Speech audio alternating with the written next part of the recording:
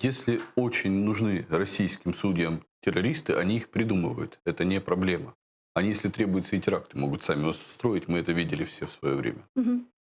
То есть это чистой воды расправа. На самом деле это не просто расправа, не просто ненависть на ровном месте. Это логика, политическая логика. Мы помним, как татар в 1942 году, по-моему, переселяли В 44-м. в 1944 в Узбекистан, в Казахстан, фактически в Голую степь, чтобы освободить от них Крым навсегда. И не давали возвращаться. Все А, эти годы не давали возвращаться, заселяли там военными, пенсионерами, приезжими, чтобы просто в Крыму ассимилировалось другое население. Татары начали возвращаться только уже в 90-е годы. И сейчас, ну, поскольку сейчас... начали в 60-х, да, Ну, но очень сложно массово было. в У 90-х. меня знакомый Дальшат, он рассказывал, как пытался вернуться отец, не получилось, как он уже вернулся, уже он мой ровесник, уже в конце 90-х. Вот. И сейчас, поскольку нельзя просто запихать людей в вагоны и всех вывести в степь, пытаются в Крыму создать атмосферу страха, ужаса, преследований, чтобы люди уезжали сами. Понимали, что здесь выжить очень тяжело. То есть это начало только репрессивной машины. Если крымские татары не будут уезжать, давление будет только расти. То есть идет сейчас такая гибридная депортация. Конечно, да. Вывести так нельзя, заставить людей уехать самостоятельно. Мгм. Как мы можем сейчас бороться за своих граждан, за их права?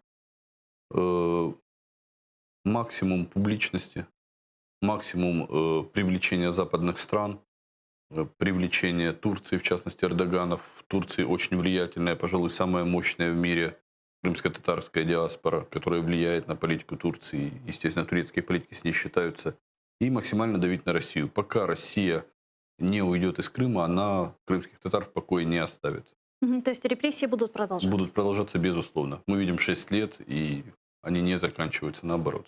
Ну вот кроме выражения нот протеста, да, и так Ни в далее, коем случае. и Ноты протеста России не в впечатляют. информационном плане, понятно, проделывается определенная работа. Мы постоянно говорим о том, что на территории временно оккупированного Крыма репрессии, незаконные вот приговоры, которые мы сейчас увидели, совершенно вообще безосновательные, да, люди могут просто исчезнуть, как, например, Эрвин Ибрагимов, член исполнительного комитета Всемирного конгресса крымских татар и так далее. То есть каждый день там репрессии. Кроме вот этой информационной поддержки, мы еще что-то Информационная можем делать? поддержка – это ингредиенты, это не блюдо. Информационная поддержка – это только то, с чего мы должны начинать. Информационная поддержка, дипломатические шаги. В конце концов, наша цель какая? Вызвать в связи с этими репрессиями давление на Россию не только дипломатическое, на глубокую озабоченность не реагирует. Санкционное давление такой силы, чтобы им было проще отказаться от Крыма, что для них психологически очень тяжело, чем его удерживать, чтобы цена оккупации стала невероятно высокой.